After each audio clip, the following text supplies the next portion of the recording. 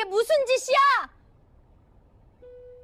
불량배들에게 위협당하던 한 노인을 호루라기를 불어 구해준 가난한 여학생 미나. 그런데 다음 날 학교 이사장은 미나에게 무릎을 꿇으라 호통쳤어요. 바로 그때였습니다. 운동장으로 검은 벤츠 한 대가 들어왔어요. 차에서 내린 노신사를 본 순간 이사장은 그 자리에 풀썩 주저앉고 말았습니다.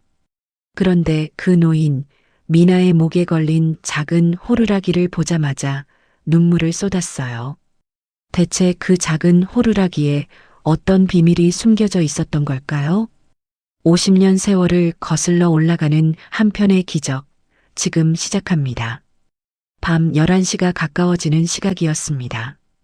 동네 어귀의 작은 편의점 안에는 형광등 불빛만 환하게 켜져 있었어요. 계산대 안쪽에 서 있는 미나의 얼굴에는 피곤한 기색이 역력했지만 입가에는 옅은 미소가 걸려 있었습니다. 학교가 끝나자마자 달려와 시작한 야간 알바였어요. 5시간째 서 있는 다리가 묵직하게 저려왔지만 미나는 내색하지 않았습니다. 그때 출입문에 매달린 종이 요란하게 흔들렸어요. 술에 취한 중년 남자가 비틀거리며 들어왔습니다. 캔맥주 2개를 꺼내 카운터에 쾅 하고 내려놓더니 짜증부터 냈어요. 학생이 이 시간에 왜 이래? 부모가 그렇게 못 살아? 미나의 어깨가 살짝 굳었습니다. 가슴 안쪽에서 무언가 욱하고 올라왔지만 미나는 천천히 숨을 골랐어요. 입 안쪽을 살짝 깨물었습니다. 머릿속에는 단 한 사람의 얼굴이 떠올랐어요. 할머니의 약값. 이번 달부터 새로 처방받은 무릎 약값이 만만치 않았습니다. 비가 오는 날이면 할머니는 무릎을 두드리며 끙끙 앓는 소리를 냈지만 손녀 앞에서는 늘 괜찮다고만 하셨어요. 그 모습이 미나에게는 가장 아픈 장면이었습니다. 미나는 끝내 미소를 잃지 않았어요. 입꼬리를 끌어올리며 봉지를 정성껏 건넸습니다. 퇴근 시간이 되자 점장님이 폐기될 도시락 몇 개를 비닐봉지에 담아주었어요. 미나의 얼굴에 환한 웃음이 번졌습니다. 제육볶음 도시락 2개와 김밥 1줄. 미나는 마음속으로 작게 환호했어요. 할머니가 좋아하시겠다. 오늘 저녁 굶으셨을 텐데. 요즘 들어 할머니는 입맛이 없다며 밥을 자주 거르셨습니다. 그래도 손녀가 사온 밥은 한 그릇을 다 비우셨어요. 미나는 그 모습을 보는 게 세상에서 가장 행복했습니다. 편의점을 나서자 차가운 밤바람이 얼굴을 훅 때렸어요. 입김이 하얗게 피어올랐습니다. 큰 길로 가면 40분, 골목길로 가면 20분. 미나는 잠시 망설이다가 결심한 듯 골목 쪽으로 발걸음을 돌렸어요. 손에 들린 도시락 봉지가 자꾸 마음을 재촉했습니다. 어두운 골목 입구에 들어서자 가로등 하나가 깜빡깜빡 불안하게 떨고 있었어요. 골목 중간쯤 지났을까? 미나의 귀에 거친 목소리들이 들려오기 시작했습니다. 영감탱이가 뭔데 훈계질이야? 미나의 발걸음이 우뚝 멈췄어요. 등줄기가 서늘해졌습니다. 골목 모퉁이에서 살짝 고개를 빼 안쪽을 들여다보았어요. 가로등 불빛 아래 덩치 큰 남학생 셋이 한 노인을 벽으로 거칠게 밀어붙이고 있었습니다. 노인은 양복을 차려입은 점잖은 분이었어요. 머리는 새하얗고 안경이 비뚤어진 채 코끝에 걸쳐져 있었습니다. 노인의 손이 가늘게 떨리고 있었어요. 가운데 서 있는 아이의 얼굴을 본 순간 미나의 심장이 쿵 내려앉았습니다. 같은 학교 일진 무리의 우두머리 철민이었어요. 늘 어깨에 힘을 주고 다니는 아이였습니다. 철민이 노인의 양복깃을 움켜쥐며 어깨를 거칠게 벽으로 밀쳤어요. 노인의 모습에 미나는 할머니가 떠올랐어요. 생각할 새도 없었습니다. 미나의 다리가 먼저 움직였어요. 당장 그만둬. 미나는 골목 한가운데로 뛰쳐나가며 소리쳤습니다. 학생들이 일제히 고개를 돌렸어요. 가로등 불빛이 미나의 얼굴을 환하게 비추었습니다. 철민의 입꼬리가 비뚤어지게 올라갔어요. 범생아, 가던 길이나 가라. 미나는 대답 대신 빠른 걸음으로 노인 쪽으로 다가갔습니다. 그러고는 노인의 앞을 자기 몸으로 가렸어요. 작은 체구였지만 그 등은 흔들림이 없었습니다. 어른한테 이게 무슨 짓이야? 당장 사과해. 미나의 목소리가 골목에 쩌렁쩌렁 울렸어요. 사실 미나는 떨고 있었습니다. 등줄기에 식은 땀이 한 줄기 흘러내렸어요. 하지만 미나는 어금니를 꽉 깨물고 버텼습니다. 철민의 표정이 일그러졌어요. 철민이 욕설을 내뱉으며 미나의 어깨를 거칠게 밀쳤습니다. 미나의 작은 몸이 옆으로 휘청 기울었어요. 손등이 거친 시멘트 담벼락에 쓸리며 따끔한 통증이 번졌습니다. 살같이 벗겨지며 빨갛게 피가 맺혔어요. 미나는 신음을 삼켰습니다. 그래도 미나는 뒤로 물러서지 않았어요. 다시 노인 앞을 막아섰습니다.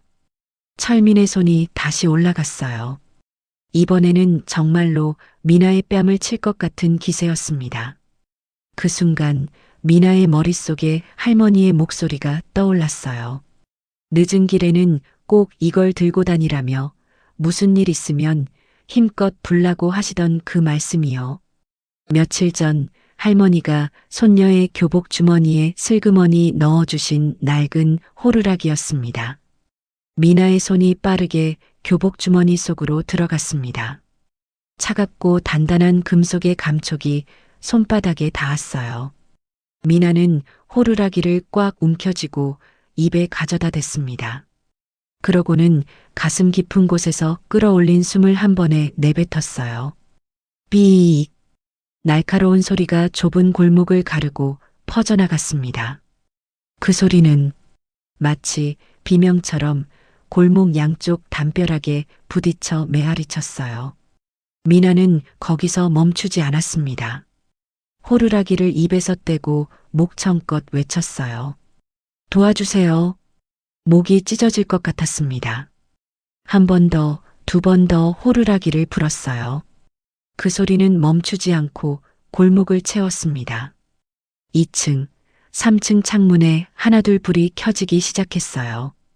어느 집에서는 무슨 일이냐는 외침도 들렸습니다. 발걸음 소리도 들리기 시작했어요. 철민이 당황한 듯 주위를 두리번거리더니 다급하게 친구들을 향해 손짓했습니다. 그러더니 도망치다가 잠깐 뒤를 돌아보며 미나를 향해 이를 갈았어요. 학교에서 두고 보자. 그 말을 마지막으로 학생들은 골목 반대편으로 우당탕탕 뛰어 사라졌습니다. 곧 골목에는 다시 정적이 내려앉았어요. 미나의 손에서 호루라기가 스르륵 미끄러지듯 흘러내렸습니다. 골목에 무거운 정적이 내려앉았습니다. 조금 전까지 들리던 거친 발소리도 욕설도 모두 어둠 속으로 사라졌어요. 깜빡이던 가로등 하나만이 여전히 위태롭게 깜빡거렸습니다. 준택은 담벼락에 한 손을 짚은 채 거친 숨을 몰아쉬었어요. 가슴이 빠르게 오르내렸고 비뚤어진 안경 너머로 식은 땀 한 줄기가 관자놀이를 타고 흘러내렸습니다. 무릎이 자꾸만 후들거렸어요. 일은 하나의 몸으로 그런 일을 당하니 마음보다 몸이 먼저 굳어버린 듯 했습니다. 할아버지, 괜찮으세요? 어디 다치신 데 없으세요? 미나가 도시락 봉지를 바닥에 살며시 내려놓고 준택에게 다가갔어요. 작은 손이 조심스럽게 준택의 팔꿈치를 부축했습니다. 손녀가 할아버지를 모시듯 그 손길이 어찌나 따뜻한지 준택은 잠시 숨을 고를 수가 있었어요. 준택은 그제야 떨리는 손으로 안경을 바로 고쳤었습니다.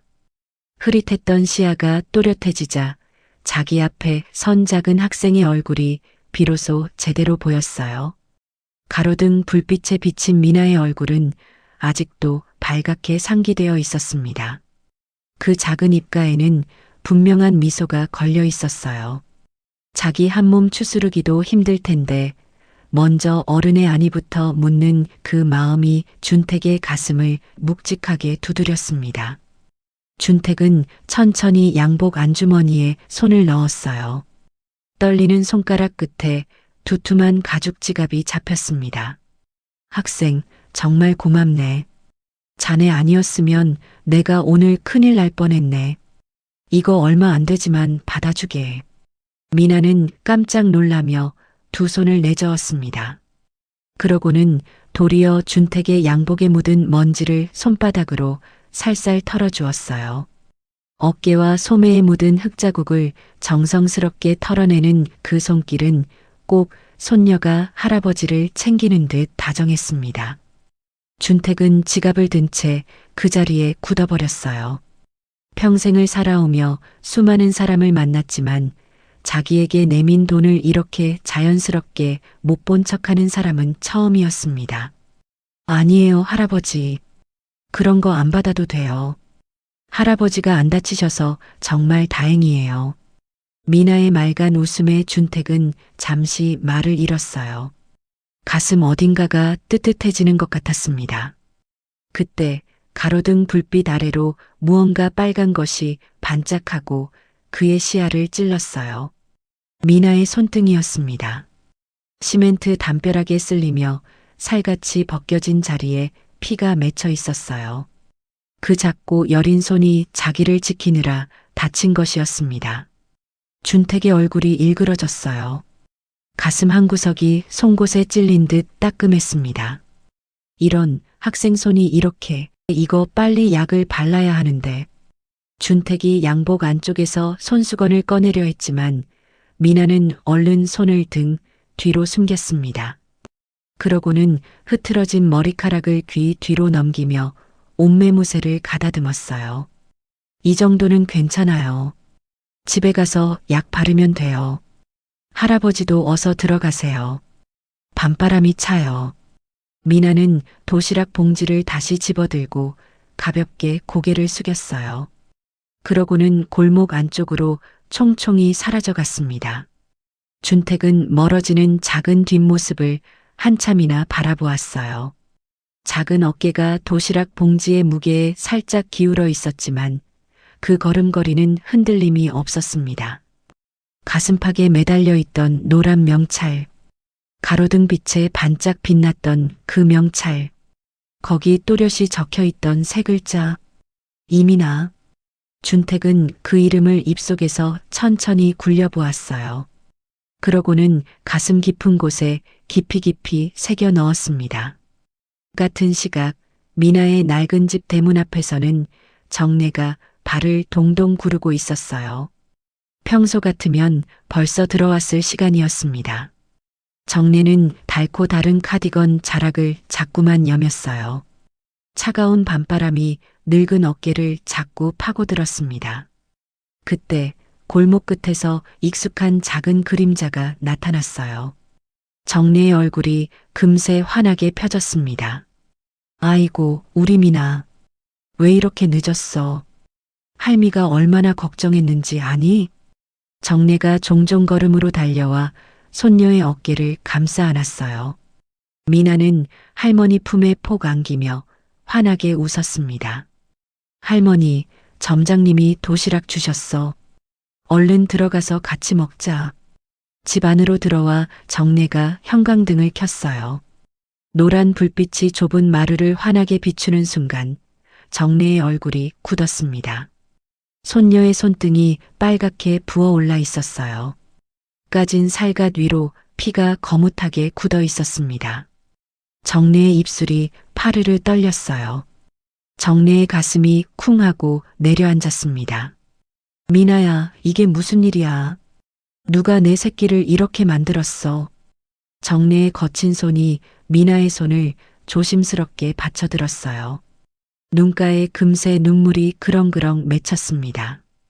평생 흙 만지고 나물 다듬고 거친 일을 해온 그 손은 손녀의 작은 상처 앞에서 한없이 떨렸어요. 어떻게 키운 손녀인데. 아들 부부 먼저 보내고 이 어린 것 하나 보고 살아온 세월인데. 미나는 얼른 부엌 찬장에서 약통을 꺼내와 직접 약을 바르며 일부러 더 씩씩하게 웃어 보였어요. 할머니가 자기 때문에 우는 게 싫었습니다. 그래서 일부러 어깨를 으쓱하며 장난스러운 표정을 지었어요. 할머니, 이거 훈장이야, 훈장. 할머니가 준 호루라기 덕분에 오늘 할아버지 한 분 구했어. 나 멋있지? 미나는 호루라기를 들어 보였어요. 정래의 눈이 그 호루라기에 우뚝 멈췄습니다. 떨리는 손이 천천히 호루라기로 향했어요. 늙은 손가락 끝이 닳고 다른 은빛 표면을 가만히 어루만졌습니다. 표면에 작게 새겨진 별 모양이 손끝에 닿는 순간 정래의 눈가에서 굵은 눈물 한 방울이 또르르 흘러내렸어요. 손녀의 당찬 모습이 자랑스러우면서도 이 어린 것이 자기 대신 세상의 모진 바람을 막고 있다는 미안함이 가슴을 쥐어짰습니다. 한편 그 시각 골목을 빠져나온 준택은 가로등이 환하게 밝은 큰 길로 천천히 걸어 나오고 있었어요. 큰 길가에는 검은색 세단 한 대가 비상등을 깜빡이며 대기하고 있었습니다. 운전석에서 서류를 보고 있던 비서실장이 사이드미러로 준택의 모습을 발견하자 깜짝 놀라 차 문을 탁 차고 뛰어나왔어요. 평소 흐트러짐 없던 회장님의 양복 어깨에 흙이 묻어 있고 머리카락은 헝클어져 있었습니다. 회장님, 이게 무슨 일입니까? 옷이 왜 이렇게... 준택은 손을 들어 비서실장의 말을 막았습니다. 그러고는 천천히 뒷좌석에 몸을 실었어요. 차 안의 따뜻한 공기가 얼어붙은 몸을 감쌌습니다. 준택은 잠시 눈을 감았다가 낮고 단단한 목소리로 입을 열었어요. 내일 일정 다 비우게. 대한고등학교로 가야겠어. 학교 교육이 이 꼴이라니 내 두 눈으로 똑똑히 봐야겠네. 비서실장의 등이 곧게 펴졌습니다. 그가 모시는 분은 보통 사람이 아니었어요. 대한고등학교를 품고 있는 거대 재단의 설립자이자 학교의 실소유주, 한국 재계를 움직이는 미래그룹의 총수 구준택 회장이었습니다. 사실 준택이 그 시간 그 골목에 있었던 데에는 이유가 있었어요. 그날 저녁 준택은 회의를 마치고 돌아오는 길에 문득 마음이 무거워졌습니다. 자기가 세운 재단이 운영하는 대한고등학교가 바로 이 동네에 있었어요. 평생 가난 때문에 학업을 포기해야 했던 준택에게 학교라는 두 글자는 늘 가슴 한편에 묵직하게 자리 잡고 있는 단어였습니다. 그래서 가끔 이렇게 운전기사를 큰 길에 세워두고 정체를 숨긴 채 학교 주변을 걸어보곤 했어요. 자기 손으로 세운 그 학교가 이 동네에서 어떤 모습으로 서 있는지, 아이들은 어떻게 다니는지 그저 한번 보고 싶은 마음이었습니다. 오늘도 평범한 양복 차림으로 학교 후문 골목을 천천히 걷고 있었어요. 그러던 중 골목 어귀에서 매캐한 담배 냄새가 코를 찔렀습니다. 고개를 돌려보니 학생 셋이 교복 차림으로 담벼락에 기대 담배를 피우고 있었어요. 책가방은 바닥에 아무렇게나 던져둔 채였습니다. 준택의 가슴이 욱하고 끓어올랐어요. 자기가 세운 학교의 교복을 입은 아이들이었습니다. 자기 같은 사람들 다시는 만들지 않으려고 가난해도 꿈꿀 수 있는 학교를 만들겠다고 그렇게 정성을 쏟아부었던 그 학교의 학생들이었어요. 준택은 그냥 지나칠 수가 없었습니다. 그래서 다가가 점잖게 타일렀어요. 학생들, 그러지들 말게. 어린 사람들이 몸에 그런 거 들이면 못 쓰는 법이야. 처음에는 그저 한마디 하고 지나치려 했습니다. 그런데 우두머리로 보이는 덩치 큰 아이가 눈을 부라리며 다가왔어요. 철민이었습니다. 철민의 아버지는 학교 이사장이었어요. 자기 아버지의 권세만 믿고 누구의 잔소리도 들어본 적 없는 아이였죠. 그저 점잖은 차림의 평범한 노인으로 보이는 준택을 만만하게 본 것이었습니다. 그러면서 친구들이 보는 앞에서 자존심이 상한 철민이 더 거칠게 굴기 시작했어요. 점점 협박이 거세지고 준택의 양복깃을 움켜쥐며 벽으로 밀쳤던 것이었습니다. 그 순간 골목 모퉁이에서 한 작은 학생이 뛰쳐나왔던 것이었어요. 검은 세단의 뒷좌석에 앉은 준택은 차창 밖을 응시했습니다. 가로등이 하나둘 뒤로 흘러갔어요. 가슴 깊은 곳에서 한숨 같은 숨이 새어나왔습니다. 내가 세운 학교가 어쩌다 저 지경이 되었단 말인가. 검은 세단이 조용히 어둠 속으로 미끄러져 들어갔어요. 그 차 안에는 작은 명찰의 이름 3글자를 가슴에 새긴 한 노인의 깊은 눈빛만이 조용히 빛나고 있었습니다. 다음 날 아침이었습니다. 어젯밤 깜빡이던 가로등 아래의 일이 무색하리만치 학교 가는 길에는 맑은 햇살이 쏟아지고 있었어요. 하지만 미나의 마음은 무거웠습니다. 손등의 상처가 책가방 끈에 스칠 때마다 따끔거렸어요. 그래도 미나는 평소처럼 등을 곧게 펴고 교문을 향해 걸어갔습니다. 교문 앞 큰 벚나무 아래 누군가 팔짱을 끼고 미나를 기다리고 있었어요. 철민이었습니다.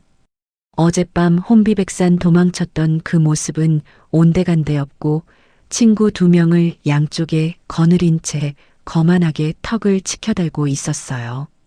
미나의 발걸음이 잠시 멈칫했습니다. 가슴이 쿵 한번 내려앉았지만 미나는 천천히 다시 걸음을 옮겼어요. 피하면 더 우습게 본다는 걸 잘 알고 있었습니다. 철민이 한 발 앞으로 나서며 길을 막아섰어요. 오늘도 그렇게 용감한지 한번 볼까? 철민의 입가에는 비릿한 웃음이 걸려 있었어요. 어제의 일을 친구들 앞에서 어떻게든 만회해야겠다는 표정이었습니다. 미나는 책가방 끈을 2 손으로 꼭 움켜쥐었어요. 손바닥에 살짝 땀이 배어 나왔습니다. 하지만 미나는 고개를 들어 철민의 눈을 똑바로 바라봤어요. 떨림을 들키지 않으려고 어금니를 꽉 깨물었습니다. 비켜. 짧고 단단한 한마디였어요. 그 흔들림 없는 목소리에 철민의 얼굴이 일그러졌습니다. 친구들 앞에서 여학생에게 무시당했다는 사실에 자존심이 와르르 무너졌어요. 미나는 그대로 철민의 옆을 스쳐 지나 교실로 향했습니다.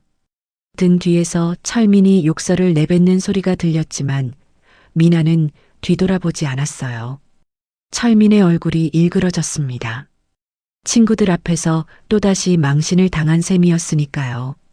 분을 참지 못한 철민은 1교시 수업도 들어가지 않고 곧장 본관 3층 가장 안쪽에 있는 이사장실로 향했습니다. 발걸음마다 쿵쿵 소리가 났어요. 평생 누구한테 한 번도 굽혀본 적이 없는 철민이었습니다. 그런 자신이 기초수급자 따위에게 2번이나 망신을 당했다는 사실을 도저히 참을 수가 없었어요. 이사장실 문을 벌컥 연 철민은 응접 소파에 앉아 신문을 읽고 있던 아버지에게 곧장 다가갔습니다. 아버지의 얼굴을 보자마자 철민의 눈가에 분이 그렁그렁 차올랐어요. 아버지 앞에서 짐짓 억울한 표정을 지으며 철민은 자기에게 유리하게 어제와 오늘 일을 늘어놓기 시작했습니다. 수급자 주제에 자기를 자꾸 훈계한다고 전교생 앞에서 망신을 줘서 친구들이 다 자기를 우습게 본다고 그런 애를 가만두면 자기 학교 생활이 끝장난다고요. 거기에 어제 골목에서 어떤 영감하고 시비가 붙었는데 그 일까지 미나 탓으로 슬쩍 돌렸어요. 철민의 목소리는 점점 높아졌고 어깨는 분노에 들썩였습니다. 이사장은 신문을 천천히 내려놓았어요. 평생 자식이라곤 이 아들 하나뿐이었습니다. 너무 오냐오냐 키운 탓에 아나무인이 된 줄 알면서도 이사장의 눈에는 그저 귀한 아들일 뿐이었어요. 그런 아들이 눈물까지 글썽이며 자기 앞에서 분을 토하고 있으니 이사장의 얼굴도 점점 붉게 달아올랐습니다. 들고 있던 신문을 책상에 내리치며 이사장은 벌떡 자리에서 일어났어요. 내 아들이 어떤 자식인데, 아비인 나도 애지중지하며 소리 한 번 안 지른 내 자식을 감히 기초생활수급자 따위가 훈계해? 어디 두고 보자. 이사장의 목소리는 사방을 쩌렁쩌렁 울렸습니다. 그는 인터폰을 거칠게 들어 곧장 3학년 부장교사를 호출했어요. 이민아라는 학생을 당장 이사장실로 올려보내라는 명령이었습니다. 잠시 후 영문도 모른 채 수업 도중에 불려온 미나가 이사장실 문 앞에 도착했어요. 미나의 얼굴은 이미 창백하게 굳어 있었습니다. 문을 열고 들어선 미나는 책상 뒤에 앉아 자신을 노려보는 이사장과 그 옆에서 팔짱을 낀 채 고개를 빳빳이 든 철민을 보았어요. 미나의 등줄기에 식은땀이 흘렀습니다. 하지만 미나는 두 손을 가지런히 모으고 떨리는 다리에 힘을 주며 똑바로 섰어요. 내 아들에게 무릎 꿇고 사과해. 그러지 않으면 내 학생부 기록을 어떻게 만들지 두고 봐라. 대학은 꿈도 꾸지 마. 이사장의 첫마디였어요. 인사도 설명도 없이 다짜고짜 던져진 말이었습니다. 이사장의 말 한마디 한마디가 미나의 가슴을 비수처럼 찔렀습니다. 미나의 입술이 파르르 떨렸어요. 머릿속이 하얘지는 것 같았습니다. 평생을 할머니와 단둘이 작은 한 평짜리 방에서 책 한 권을 닳도록 읽으며 키워온 꿈이었어요. 그런데 그 꿈을 어른 한 사람의 입에서 너무나 쉽게 짓밟히고 있었습니다. 미나는 가슴이 무너지는 것 같았지만 이를 악물었어요. 이대로 무릎을 꿇으면 다친 손등의 상처가 호루라기를 불며 외쳤던 그 용기가 모두 거짓말이 되어버린다는 걸 알았으니까요.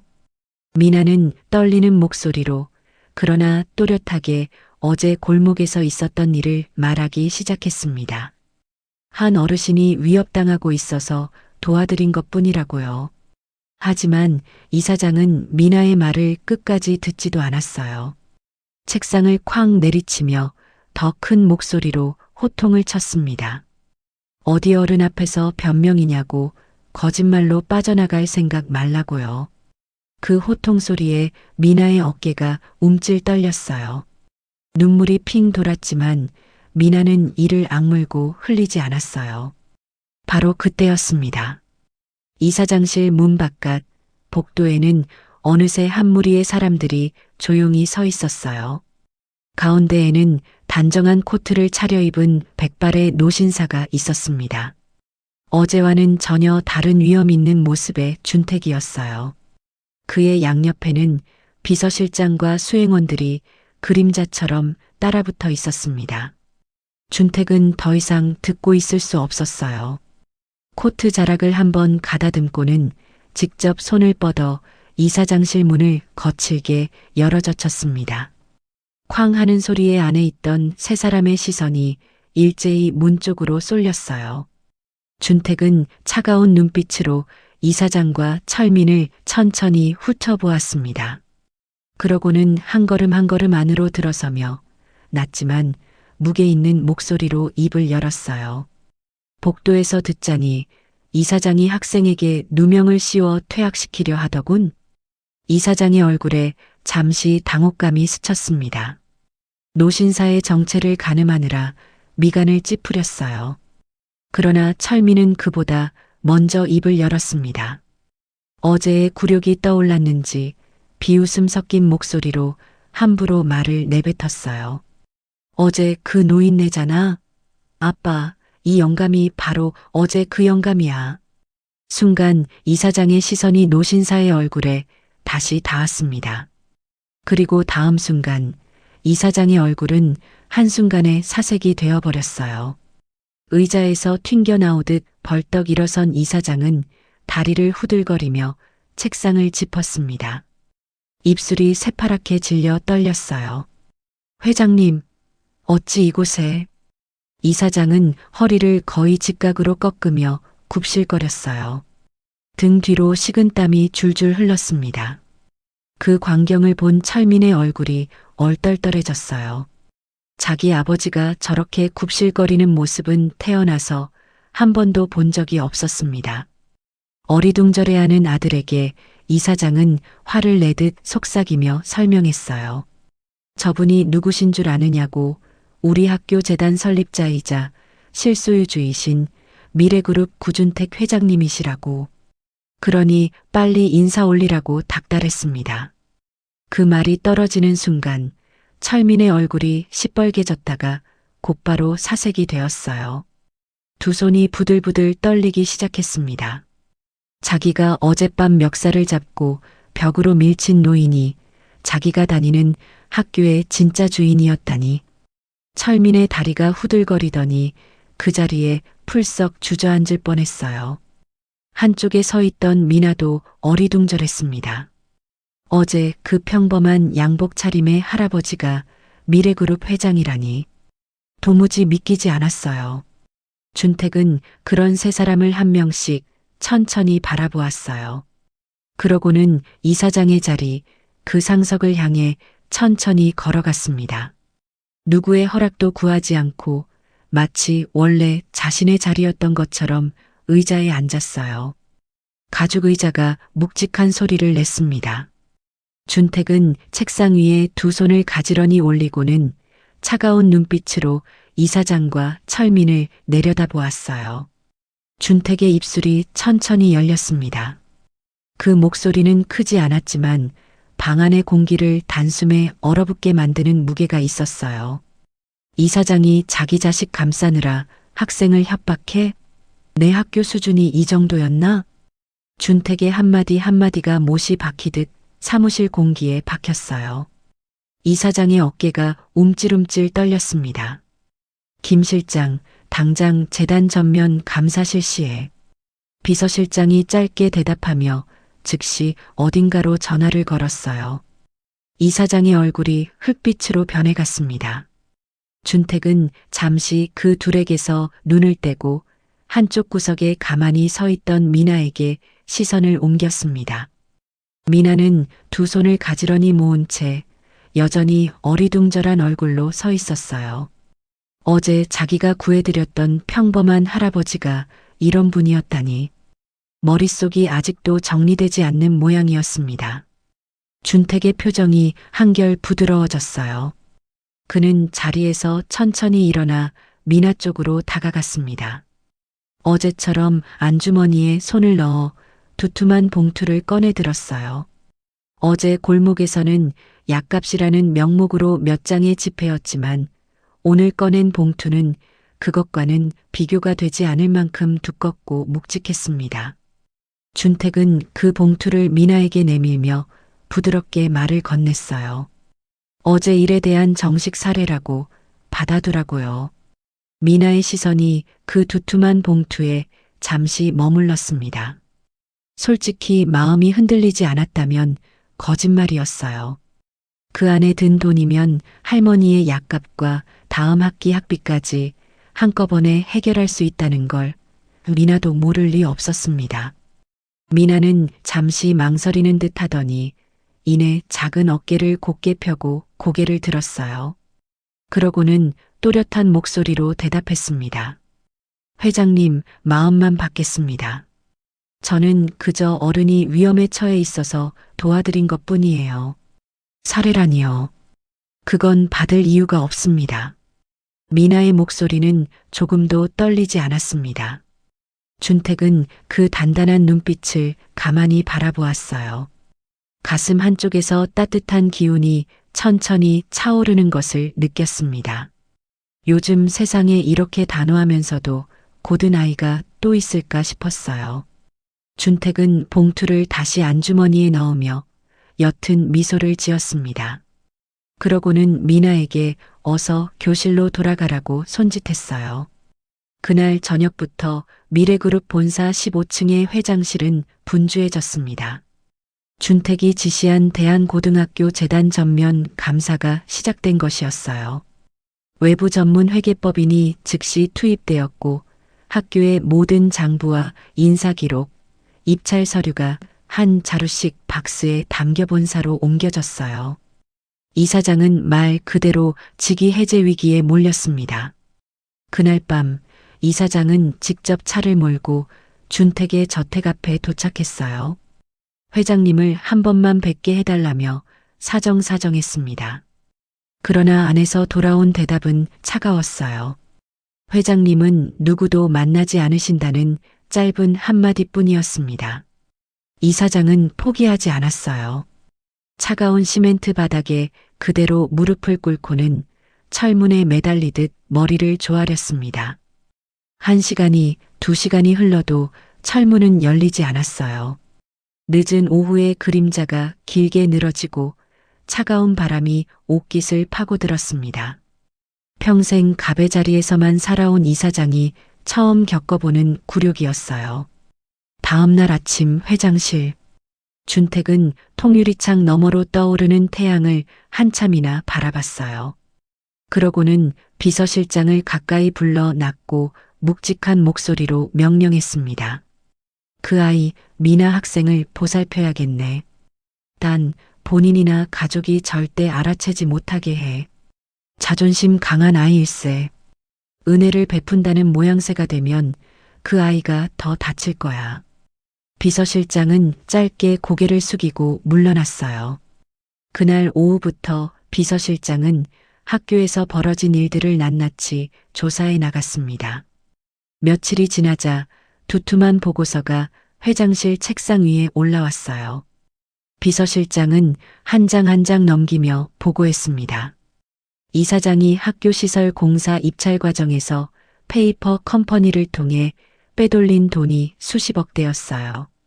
급식 납품 업체는 이사장 처남이 운영하는 회사로 정해져 있었습니다. 학교는 그야말로 썩을 대로 썩어 있었어요. 준택의 미간이 점점 깊게 패였습니다. 두 손을 깍지 끼고 천천히 의자를 뒤로 젖혔어요. 그러고는 짧고 단호하게 지시했습니다. 외부 회계법인에 모두 넘기게. 단 한 푼도 빼지 말고 다 들여다보라고 해. 네, 회장님. 비서실장은 보고서 다음 장을 넘겼어요. 거기에는 미나 학생에 대한 조사 결과가 적혀 있었습니다. 비서실장의 목소리가 조금 차분해졌어요. 미나가 매일 새벽 등교 전에 동네 골목을 돌며 폐지 줍는 노인의 손수레를 큰 길까지 함께 밀어주는 모습이 자주 목격된다고요. 편의점 야간 알바를 하면서도 유통기한이 임박한 빵을 모아 동네 독거노인들에게 가져다 드린다는 이웃 주민들의 증언도 있었습니다. 가정 형편은 기초생활수급자에 해당할 만큼 어렵지만 단 한 번도 전교 1등을 놓친 적이 없다고도 했어요. 준택은 보고서를 듣다가 어느 순간 눈을 감았어요. 가슴 안쪽이 묵직해졌습니다. 평생 가난 속에서 학업을 포기해야 했던 자신과는 다른 길을 걷고 있는 작은 학생. 가난해도 무너지지 않고 어려워도 남을 돕는 그 모습이 어쩐지 낯설지 않았어요. 준택은 가만히 혼잣말을 흘렸습니다. 그 시절 그 아이와 참 닮았어. 비서실장은 그 말이 무엇을 의미하는지 자세히 묻지 않았어요. 회장님의 가슴속 깊이 숨겨져 있는 그 누군가가 있다는 것을 비서실장은 오랜 세월 곁에서 어렴풋이 느껴왔으니까요. 준택은 다시 보고서로 시선을 옮겼습니다. 페이지를 한 장 더 넘겼을 때였어요.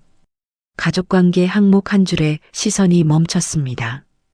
그 줄에는 미나의 조모 이름 석자가 또렷하게 적혀 있었어요. 김정래. 그 세 글자가 준택의 눈에 박히는 순간 보고서를 잡고 있던 손이 파르르 떨리기 시작했습니다. 준택의 얼굴에서 핏기가 천천히 빠져나갔어요.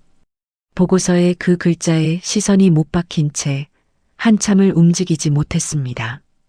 같은 이름이라고 하기에는 가슴이 너무 거세게 뛰었어요. 50년 동안 한순간도 잊은 적 없는 평생 가슴 한구석에 묻어두고 살아온 그 이름. 전국에 같은 이름을 가진 사람이 어디 한둘일까 싶으면서도 가슴은 이미 다른 말을 하고 있었습니다. 준택은 보고서를 천천히 내려놓고 두 손으로 얼굴을 한번 쓸어내렸어요. 깊고 긴 호흡을 가다듬은 뒤 다시 비서실장 쪽을 바라보았습니다. 평소와 다름없는 차분한 목소리를 내려고 안간힘을 썼지만 미세하게 떨리는 음성까지 감추지는 못했어요. 이 학생의 조모, 김정래라는 분에 대해서 아주 작은 것 하나까지 빠짐없이 다 알아와. 고향이 어디인지, 젊을 적엔 어떻게 살았는지, 가족관계는 어땠는지 하나도 빠뜨리지 말고. 비서실장은 그 명령에 담긴 무언가 묘한 긴장감을 느꼈어요. 평소 회장님이 사람 하나의 신상을 이렇게까지 깊이 캐라고 지시하시는 일은 거의 없었거든요. 비서실장은 깊이 고개를 숙이며 알겠다고 답했습니다. 그러고는 조용히 서재를 나갔어요. 홀로 남은 준택은 보고서의 마지막 장을 다시 펼쳤습니다. 그 한 줄 김정래라는 세 글자 위에 손가락을 천천히 올려놓았어요. 손끝에 닿은 종이가 차가웠지만 가슴 한복판은 50년 만에 처음으로 뜨겁게 달아오르고 있었습니다. 한편 저택 앞에서 무릎을 꿇고도 끝내 회장의 얼굴 한번 보지 못한 이사장은 주먹을 부서져라 움켜쥐었어요. 평생 한 번도 굽힌 적 없던 자존심이 짓밟힌 분노. 이대로 끝날 수는 없다는 도끼가 그의 눈에 시퍼렇게 차올랐습니다. 그러던 그의 머릿속에 한 가지 악랄한 계획이 떠올랐어요. 지난 중간고사 때 이사장은 아들 철민의 성적을 위해 시험지를 빼돌린 적이 있었습니다. 그 사실이 외부 회계법인의 감사 과정에서 곧 드러나게 될 게 분명했어요. 어차피 들킬 일이라면 그 죄를 다른 사람에게 뒤집어 씌워야겠다는 생각이 든 것입니다. 그것도 가장 멀쩡한 학생, 회장이 감싸고 있는 그 아이. 이민아. 다음 날 새벽이었어요. 이사장은 학교의 마스터키를 들고 텅 빈 학교 건물로 들어섰습니다. 복도는 어둡고 고요했어요. 3층 9반 교실 앞 미나의 사물함 앞에 선 이사장의 손이 가늘게 떨렸습니다. 그는 가져온 봉투에서 빼돌린 중간고사 문제지 사본과 답안지를 꺼내 미나의 사물함 깊숙한 곳에 밀어 넣었어요. 그러고는 입술을 빗둘게 올리며 사물함 문을 닫았습니다. 그날 오전 학교는 발칵 뒤집혔어요. 누군가의 익명 제보가 학교 게시판과 학부모 모임 단체 채팅방에 동시에 올라왔던 겁니다. 3학년 이민아 학생의 사물함에서 시험지가 발견되었다는 내용이었어요. 본관 회의실에서는 임시학사 운영회의가 긴급하게 열렸습니다. 이사장이 직접 그 자리에 나타나 떨리는 척하는 목소리로 충격적인 폭로를 시작했어요. 이사장은 모인 사람들을 향해 비통한 표정을 지으며 말했습니다. 회장님께서 어제 그 학생을 보시고 마음에 들어 하셨다는 사실을 자기도 알고 있었다고요. 그러더니 회장님이 직접 점 찍은 학생을 전교 1등으로 만들기 위해 자기에게 시험지를 빼돌리라는 압박을 넣으셨다고 거짓말을 이어갔어요. 자기는 양심상 그럴 수 없어서 거절했고 그래서 자기가 직위 해제까지 당했다는 식으로 모든 이야기를 뒤집어 버렸습니다. 회의실 안에 사람들이 술렁이기 시작했어요. 학부모 대표들의 얼굴이 일그러졌어요. 정의로운 노신사로 알려져 있던 회장의 도덕성이 한순간에 정면으로 공격당하는 순간이었어요. 소문은 순식간에 학교 전체로 퍼졌습니다. 점심시간이 되기도 전에 모든 학생이 미나를 다른 눈으로 바라보고 있었어요. 복도를 걷는 미나의 등 뒤에서 수군거림이 따라붙었습니다. 어떤 학생은 일부러 들으라는 듯 야유를 던졌고 또 어떤 학생은 휴대폰을 들어 미나의 모습을 몰래 찍기도 했어요. 평생 자기 힘으로 1등을 지켜온 미나였습니다.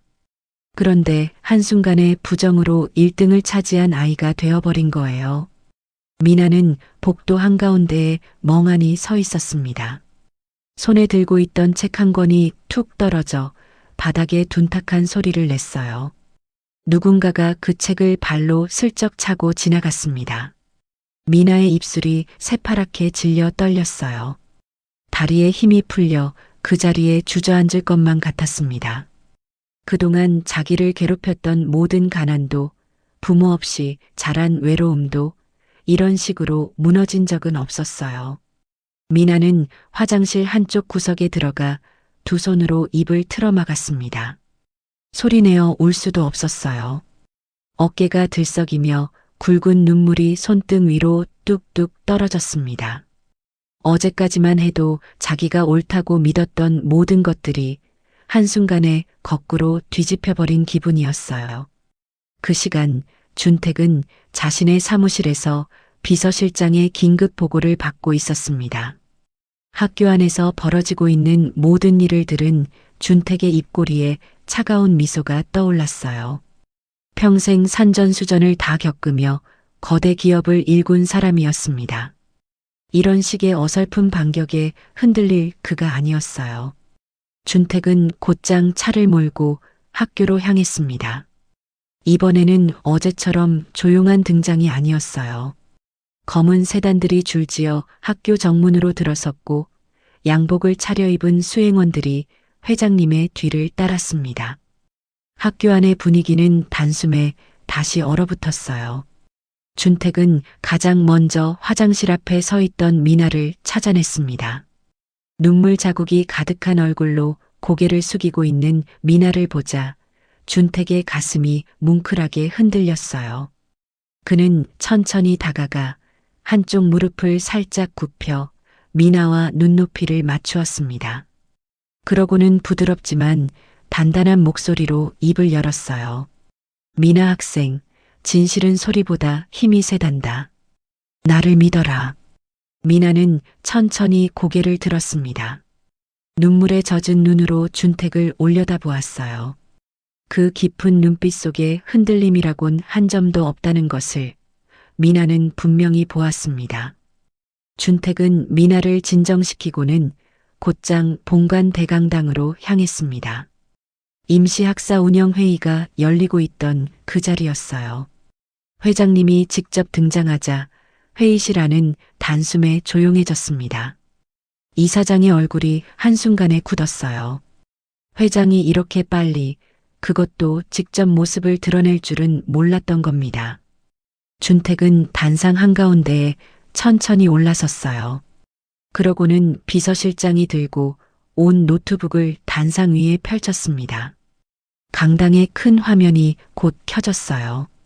화면에는 어젯밤 인적 없는 본관 복도의 보안 카메라 영상이 흐르기 시작했습니다.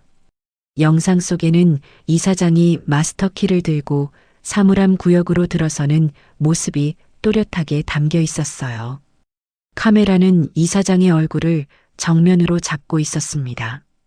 그 다음 장면에서는 이사장이 직접 미나의 사물함을 열고 시험지 묶음을 교과서 사이에 끼워 넣는 모습까지 모두 기록되어 있었어요. 회의실 안에서 누군가의 입에서 헉하는 짧은 외마디가 터져 나왔습니다. 학부모 대표 몇 명은 손으로 입을 가렸어요. 이사장의 얼굴은 단숨에 흙빛으로 변했습니다. 의자를 짚은 손이 와들와들 떨리고 있었어요. 화면 속 자기 자신의 모습 앞에서 그 어떤 변명도 통하지 않는다는 것을 본인이 가장 잘 알고 있었습니다. 준택은 거기서 멈추지 않았어요. 비서실장에게 다음 자료를 띄우라고 차분하게 지시했습니다. 곧이어 화면에는 또 다른 도표 한 장이 떠올랐어요. 지난 3년간 철민의 학기별 성적 변동 그래프였습니다. 1학년 입학 당시 학교 평균에도 못 미치던 성적이 어느 시점부터 갑자기 전교 상위권으로 폭등해 있었습니다. 그것도 정확히 매 시험 직전에 학부모석에서 야유 같은 한숨이 새어나왔어요. 누가 봐도 부정의 흔적이었습니다. 이사장이 단상 위에서 풀썩 무릎을 꿇었어요. 두 손을 싹싹 비비기 시작했습니다. 회장님, 한 번만 봐주십시오. 제가 잠시 잘못 생각한 것 뿐입니다. 준택은 차가운 시선으로 그를 내려다봤어요. 그러고는 한마디도 대꾸하지 않은 채 비서실장에게 고갯짓을 했습니다. 강당 뒤편에서 대기하고 있던 경찰들이 단상 위로 올라왔어요. 이사장의 두 손에 차가운 수갑이 채워졌습니다. 횡령과 무고, 두 가지 죄목이었어요. 철민도 영구 퇴학 처분과 함께 사법 처리 절차에 들어갔습니다. 부자가 줄줄이 강당 밖으로 끌려나가는 모습을 전교생이 두 눈으로 지켜봤어요. 학생들 위에 군림하며 호령하던 두 사람의 마지막 모습이었어요. 준택은 천천히 단상 가운데로 다시 걸어 나왔습니다. 마이크를 잡고 학생들 한 명 한 명을 바라봤어요. 그 눈빛에 분노 대신 깊은 다정함이 깃들어 있었습니다. 여러분 잘 보았지요. 나쁜 짓을 하면 반드시 벌을 받습니다. 그리고 정직한 사람은 결코 외롭지 않습니다. 그것이 이 학교가 지켜야 할 단 하나의 원칙입니다. 장내에는 무거운 침묵이 흘렀어요. 그러더니 어디선가 누군가 작게 박수를 치기 시작했습니다.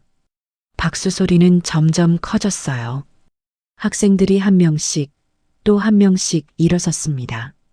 강당 한쪽 구석에 서 있던 미나도 그제야 다시 고개를 들 수 있었어요. 눈물이 또 한 번 차올랐지만 이번엔 다른 종류의 눈물이었습니다. 무너졌던 자존감이 따뜻한 햇살에 천천히 일어서는 듯한 그런 눈물이었어요. 학교에서의 모든 소동이 정리되고 이사장 부자가 경찰에 연행된 그날 저녁이었습니다. 준택은 푹신한 가죽 의자에 앉아 김이 모락모락 피어오르는 따뜻한 차 한 잔을 두 손으로 감싸쥐고 있었어요. 평생 일에만 매여 살아온 사람이었지만 오늘만큼은 가슴 한구석이 묘하게 들떠 있었습니다. 어젯밤 비서실장에게 지시한 그 보고, 김정래이라는 이름 석자에 대한 최종 보고가 오늘 저녁에 올라온다고 했어요.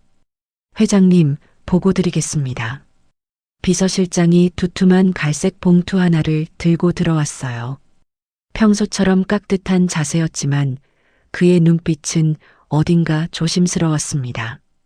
비서실장은 봉투를 책상 위에 가만히 내려놓았어요. 준택은 천천히 손을 뻗어 봉투를 끌어당겼습니다. 평생 수많은 계약서와 감사보고서를 받아봤지만 이 얇은 봉투가 이렇게 무겁게 느껴진 적은 없었어요. 준택은 천천히 떨리는 손을 뻗어 봉투의 입구를 풀었습니다. 첫 장에는 가족관계 정보가 정갈하게 정리되어 있었습니다.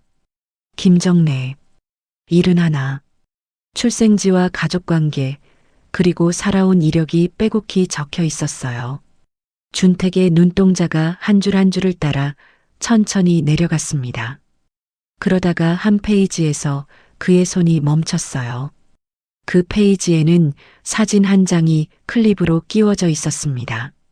비서실장이 직접 며칠을 따라다니며 멀리서 찍어온 사진이었어요. 시장 골목 어귀에서 정래가 손녀 미나의 어깨를 끌어안고 있는 모습, 두 사람이 서로의 어깨를 기댄 채 환하게 웃고 있었습니다. 준택의 시선이 정래에게 닿는 순간이었습니다. 시간이 멈춘 것 같았어요. 얼굴에는 지난 세월의 깊은 주름이 가득했습니다. 머리도 어느새 하얗게 새어 있었고 손등에는 굵은 핏줄이 도드라져 있었어요. 그러나 그 모든 세월의 흔적을 뚫고 단 하나 변하지 않은 것이 있었습니다. 손녀 미나를 바라보며 입꼬리가 살짝 올라간 그 웃음, 눈가가 부드럽게 휘어지며 짓는 그 환하고 맑은 미소, 50년 전 자기에게 수험표를 내밀며 부끄럽게 웃어주던 그 19살 정래의 미소가 그 사진 속에 그대로 살아 있었어요. 준택의 가슴 한복판에 거대한 무언가가 쾅 하고 떨어지는 것 같았습니다. 심장이 한순간에 멎는 듯 하더니 곧이어 폭주하기 시작했어요. 50년 동안 가슴 깊은 곳에 단 하루도 잊지 못하고 묻어두었던 그 얼굴. 가난 때문에 작별 인사 한마디 남기지 못하고 떠나야 했던 평생 이름 한 번 다시 불러보지 못한 자신의 단 하나의 첫사랑. 정례였습니다. 분명히 의심의 여지 없이 정례였어요. 준택은 그대로 굳어버린 채 사진 속의 정례를 바라보고 또 바라보았습니다. 떨리는 손가락 끝이 사진 위 정례의 깊어진 주름을 따라 천천히 움직였어요.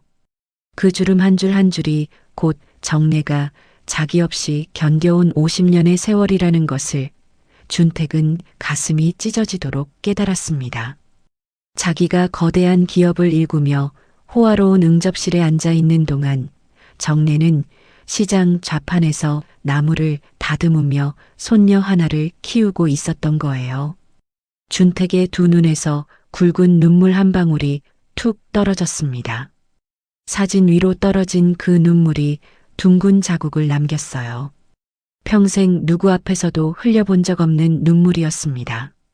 사업이 부도 직전까지 갔을 때도 가까운 사람들이 등을 돌렸을 때도 결코 흘리지 않았던 눈물이 한 장의 사진 앞에서 한순간에 무너져 내리고 있었어요.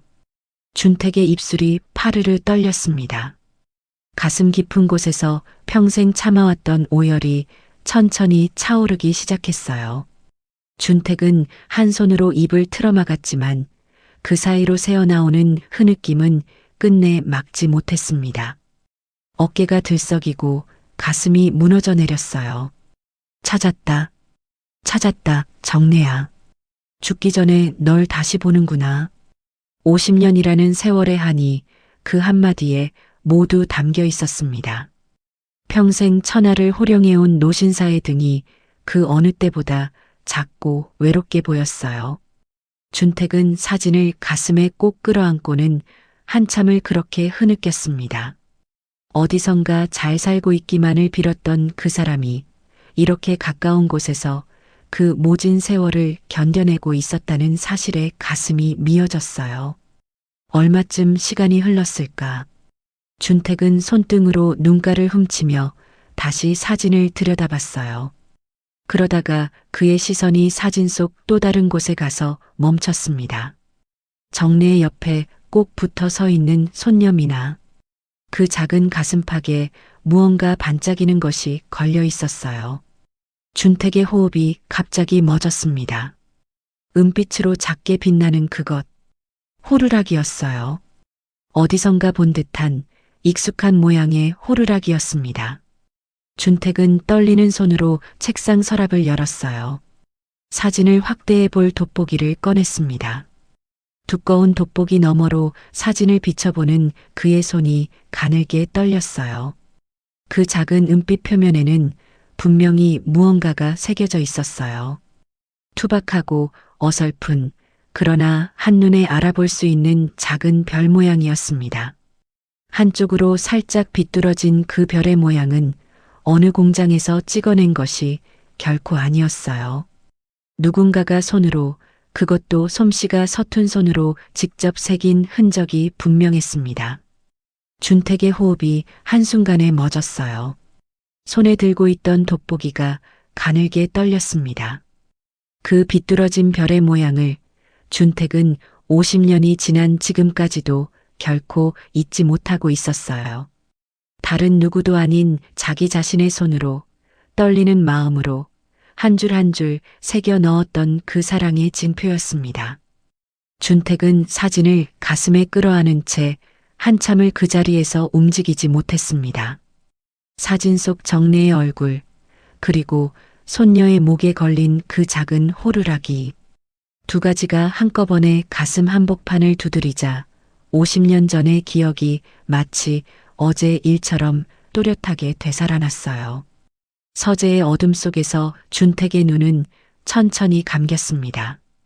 시간은 한순간에 50년 전의 봄으로 흘러갔어요.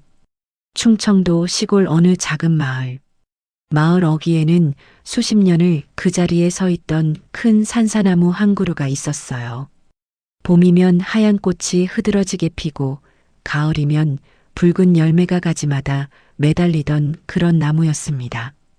그 나무 아래 19살의 청년 준택과 정래가 나란히 앉아 있었어요. 정래도 그때 19살이었습니다. 동네에서 가장 부지런하고 동네에서 가장 곱다는 소문이 자자한 처녀였어요. 그러나 운명은 가혹했어요. 그의 늦봄, 준택의 아버지가 공사장에서 쓰러진 것이었습니다. 무거운 자재가 다리를 덮쳐 더는 일을 할 수 없게 되었어요. 집에 어린 동생이 셋이나 되었고 어머니는 몸이 약했습니다. 준택은 다음 날 새벽 책가방 대신 망치와 톱이 든 자루를 짊어지고 집을 나섰어요. 학업은 그날로 끝이었습니다. 그 뒤로 준택은 매일 새벽이면 옆 동네 공사판으로 나갔어요. 시멘트와 벽돌을 나르고 한낮에 뙤약볕에서 등이 까맣게 그을리도록 일했습니다. 손바닥에는 굳은 살이 박이고 손톱 밑에는 흙이 떠나지 않았어요. 그러는 동안 정래는 매일 새벽산에 올라 나무를 캐시장에 내다 팔았습니다. 어느 저녁이었어요. 정래가 산사나무 아래로 준택을 찾아왔습니다. 손에는 빛바랜 종이 한 장과 낡은 참고서 2권이 들려 있었어요. 이거 이번 검정고시 수험표야. 그리고 이건 시장 헌책방에서 산 참고서고. 정래야, 이게 다 뭐냐? 너 이거 사느라 며칠을 굶었어? 준택의 목소리가 떨렸습니다. 그는 그 종이와 책을 받아들고 한참을 말을 잇지 못했어요.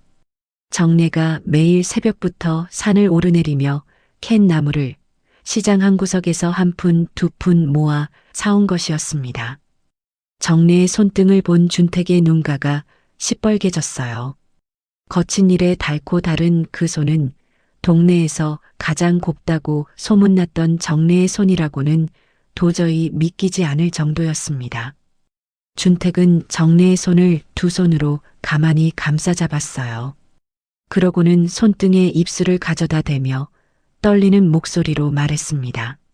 정래야, 이 고운 손이 나 같은 놈 뒷바라지하느라 다 부르텄구나. 미안하다. 정말 미안하다.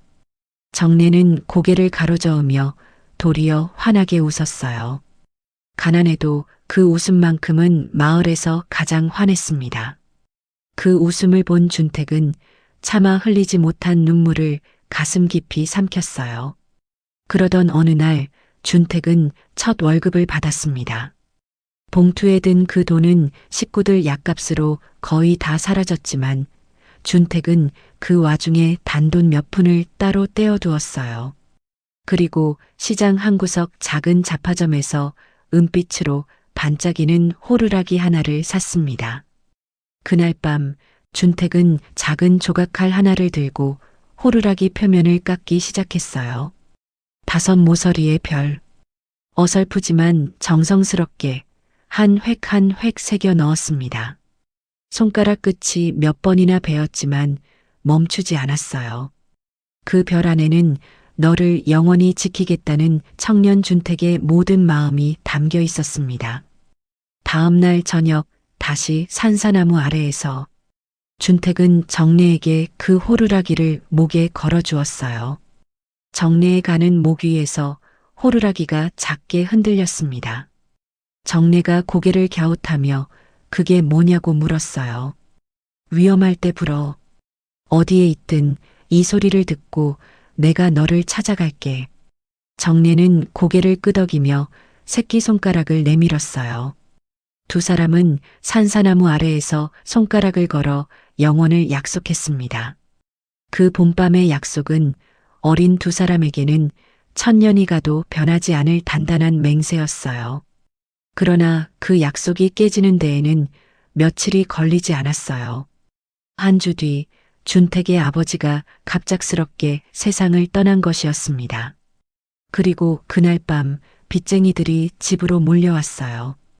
사채업자들의 거친 목소리가 좁은 마당을 가득 메웠습니다.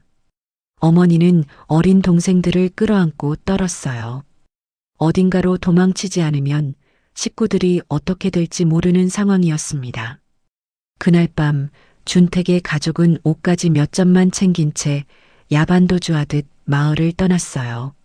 어머니가 동생들을 등에 업고 앞장서 걷고 준택은 어린 막내 동생을 안고 그 뒤를 따랐습니다. 마을 어귀의 산사나무가 어둠 속에 검은 그림자로 서 있었어요. 준택은 자기도 모르게 그 나무를 향해 한번 고개를 돌렸습니다. 정내에게 인사 한마디 전하지 못했어요. 편지 한 장 남길 시간조차 없었습니다. 자기가 사라진 뒤 정내가 그 산사나무 아래에서 자기를 얼마나 기다릴지, 얼마나 울지, 그 생각이 준택의 가슴을 칼처럼 베었어요. 그러나 발은 멈출 수 없었습니다. 식구들의 목숨이 걸린 일이었으니까요. 그날 밤 이후 준택은 평생 그 마지막 밤을 가슴 한가운데에 응어리로 안고 살았어요. 도시로 흘러들어가 닥치는 대로 일을 하고 작은 사업을 시작하고 그것이 자라 큰 회사가 되고 마침내 거대 그룹의 회장이 된 그 50년 동안 준택은 단 하루도 정내의 얼굴을 잊은 적이 없었습니다. 그러는 동안 정내 역시 몇 달 뒤 빚쟁이들의 시달림 끝에 마을을 떠나야 했어요. 가난 속에서 결혼을 했고 아들 하나를 낳았습니다. 그러나 그 아들마저 젊은 나이에 사고로 잃고 말았어요. 며느리도 곧 떠나 정내의 손에는 갓 태어난 손녀 미나만 남았습니다. 정내는 그 손녀를 등에 업고 시장 한 구석에 좌판을 펴고 나무를 팔았어요. 추운 새벽이면 등에 업힌 아기를 자기 외투로 더 꽁꽁 싸매며 평생을 살아왔습니다. 그 손녀가 자라 전교 1등이 되도록 그 모든 세월을 정내는 호루라기 하나를 가슴에 품고 견뎌왔던 거예요. 그리고 그 호루라기를 다 큰 손녀에게 위험하면 불어라 하며 목에 걸어준 것이었습니다. 준택의 두 눈에서 다시 굵은 눈물이 흘러내렸어요. 가슴을 쥐어짜는 듯한 죄책감이 노인의 어깨를 짓눌렀습니다. 자기가 도시에서 불을 쌓아 올리는 동안 정내는 새벽 시장 바닥에서 아기를 업고 떨고 있었던 거죠. 자기가 야반도주한 그날 밤 이후 정내의 인생이 어떤 길을 걸었을지를 생각하니 준택은 차마 숨을 쉴 수가 없었어요. 준택은 안주머니에서 사진을 다시 꺼냈습니다. 떨리는 손가락 끝으로 정내의 주름진 얼굴을 가만히 어루만졌어요. 그리고 가슴 깊은 곳에서 끌어올린 목소리로 다짐했습니다. 정내야, 이제는 내가 너에게 달려갈게. 다시는 내 소리를 놓치지 않으마. 50년 전 산사나무 아래에서 청년 준택이 했던 그 약속. 정내야, 어디에 있든 내 소리를 듣고 너를 찾아내겠다던 그 맹세. 그 약속이 마침내 한 소녀의 호루라기 소리를 타고 늙은 노인의 가슴에 닿은 것이었어요. 다음 날 아침이었습니다. 준택은 평소 입던 양복 중에서도 가장 단정한 한 벌을 골라 입었어요. 안주머니에는 미나와 정내가 함께 웃고 있는 그 사진이 곱게 접혀 들어 있었습니다. 거울 앞에 선 준택은 한참 동안 자신을 바라봤어요. 거울 속에는 머리가 새하얀 이른 하나 살의 노인이 있었습니다. 50년 전 산사나무 아래에 서 있던 19살의 청년은 이미 사라진 지 오래였어요. 이런 모습으로 정내를 만나도 되는 걸까? 정내야, 너는 나를 알아볼 수 있을까? 준택은 가만히 가슴을 쓸어내렸어요. 비서실장의 차에 오른 그의 손이 평소답지 않게 떨렸습니다. 차창 밖으로 익숙한 도시의 풍경이 흘러갔어요. 그러나 준택의 눈에는 그 풍경이 보이지 않았습니다. 가슴 안쪽이 점점 더 빠르게 뛰었어요. 차가 정내의 낡은 집 앞 골목 어귀에 멈춰 섰습니다. 준택은 차 문을 열고 천천히 내렸어요.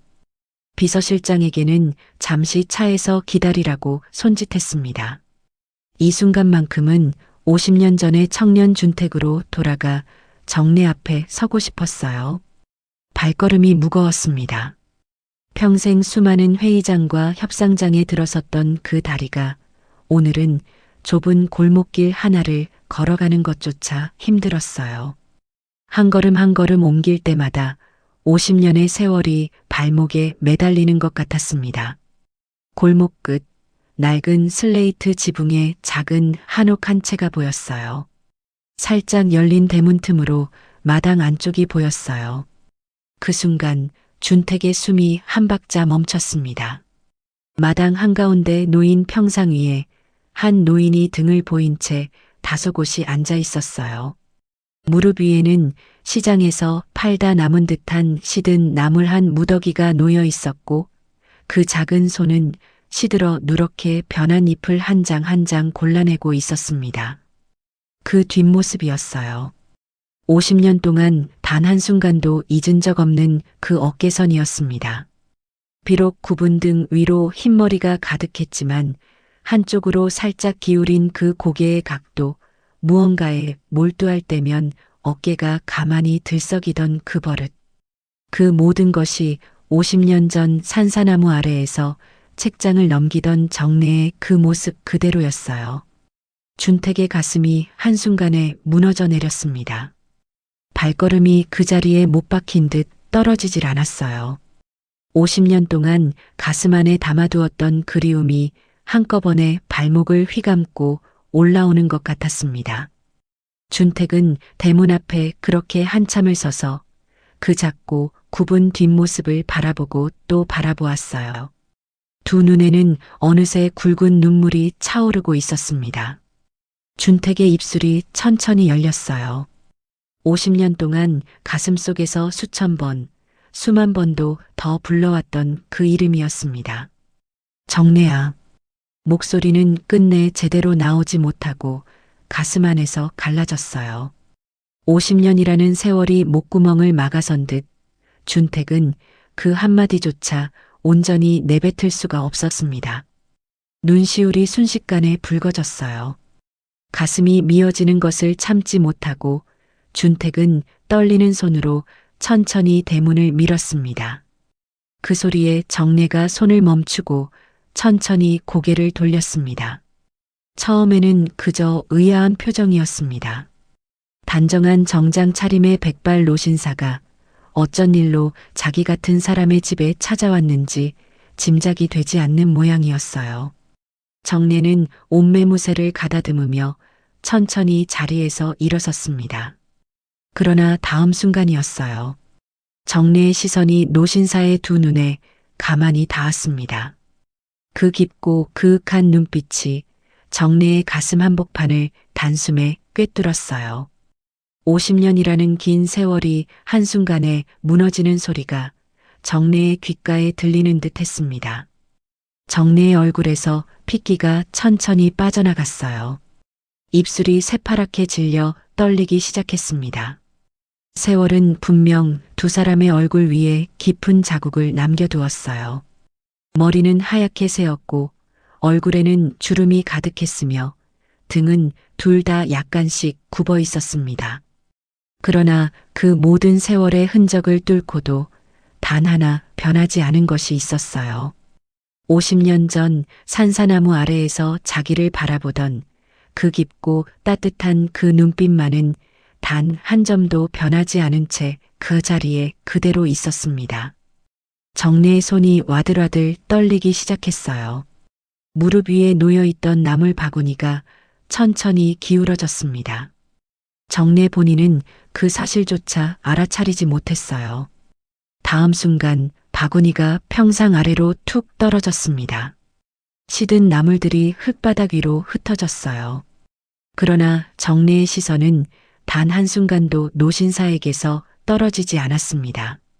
정례의 입술이 가늘게 떨렸어요. 50년 동안 가슴 깊은 곳에 묻어두었던 그 이름이 본인의 의지와는 상관없이 입 밖으로 흘러나왔습니다. 준택이니? 정말 너니? 목소리는 갈라지고 떨렸지만 그 한마디는 50년 세월을 한순간에 가로지르고 있었어요.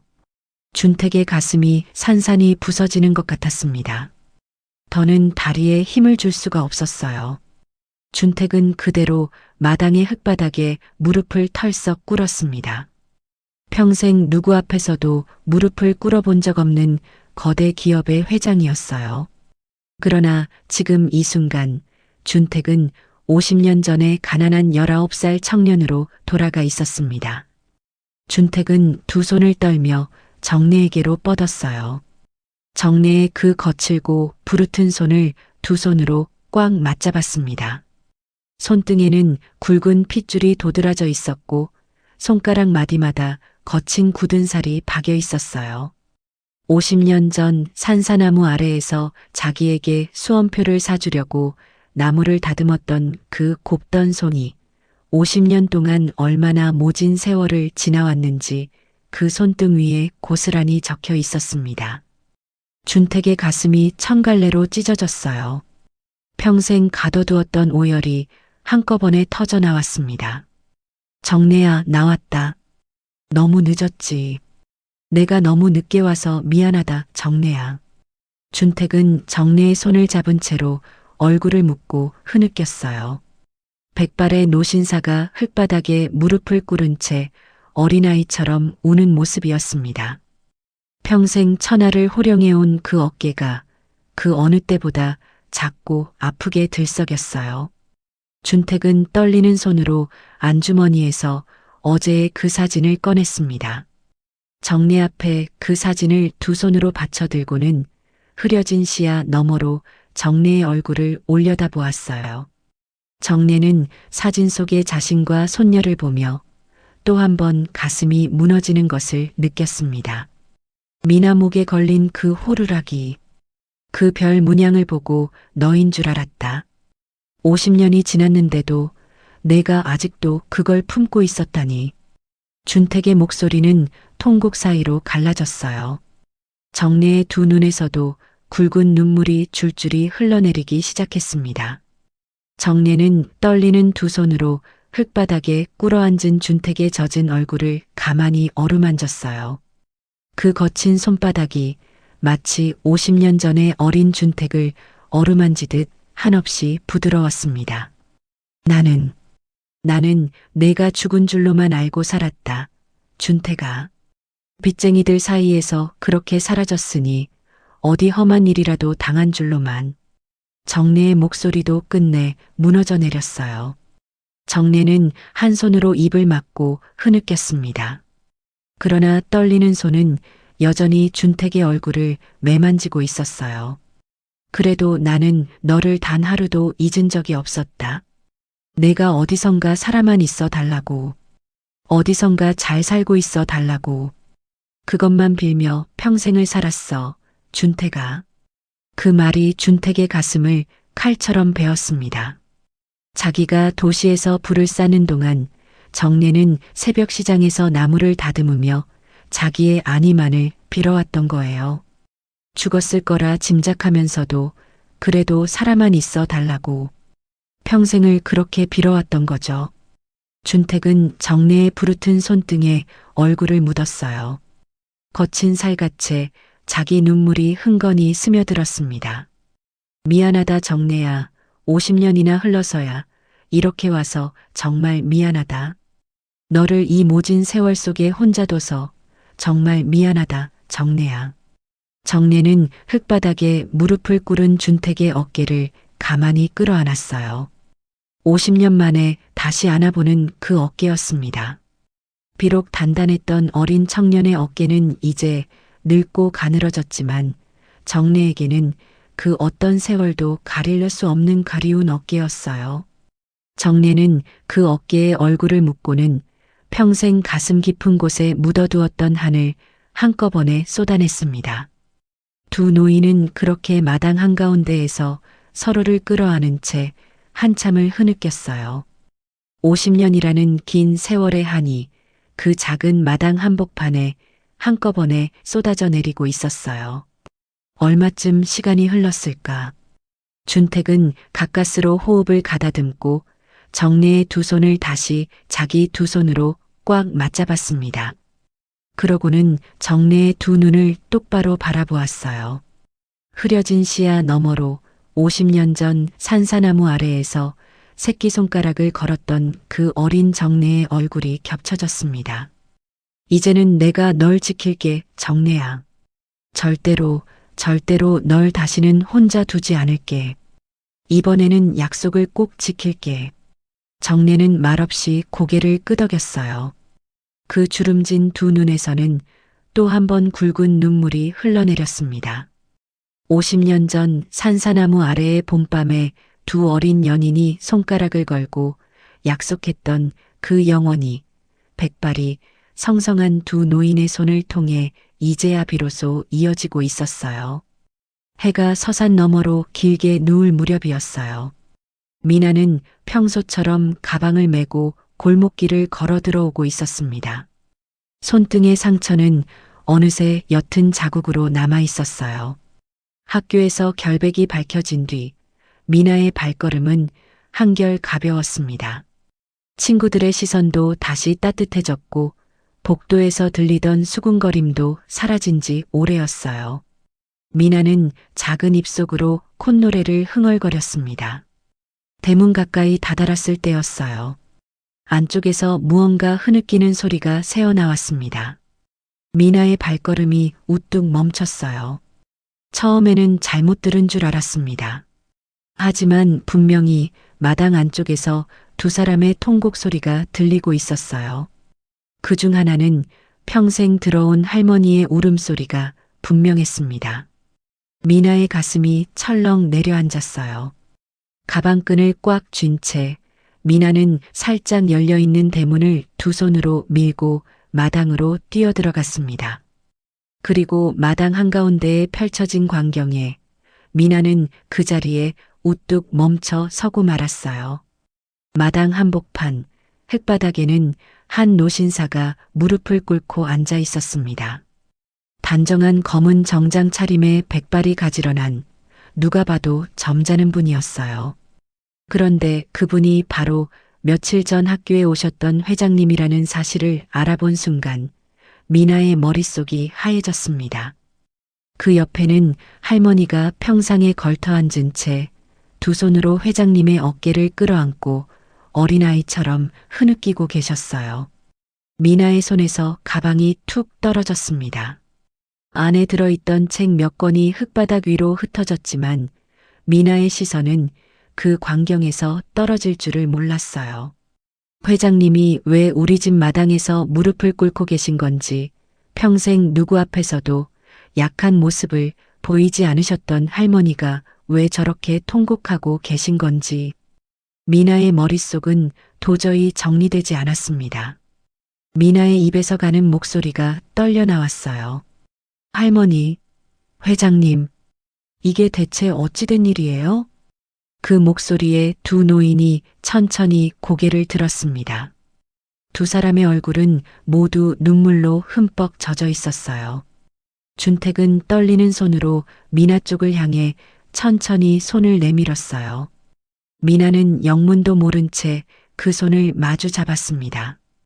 회장님의 손은 평생 호화롭게 살아온 사람의 손이라기엔 의외로 거칠고 그리고 따뜻했어요. 준택은 미나의 작은 손을 두 손으로 꼭 감싸쥐고는 한참 동안 그 얼굴을 바라보았습니다. 그러고는 흐려진 시야 너머로 가까스로 입을 열었어요. 미나 학생, 내가 50년을 찾아 헤맨 내 첫사랑이란다. 정내, 너희 할머니가 바로 그 사람이야. 미나의 두 눈이 동그랗게 커졌어요. 처음에는 그 말이 무슨 뜻인지 잘 이해가 되지 않았습니다. 그러나 이내 미나의 머릿속에 어린 시절부터 할머니가 들려주시던 한 이야기가 천천히 떠올랐어요. 옛날의 말이다.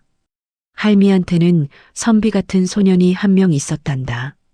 그 소년이 내 목에 은빛 호루라기를 걸어주면서 그러더라.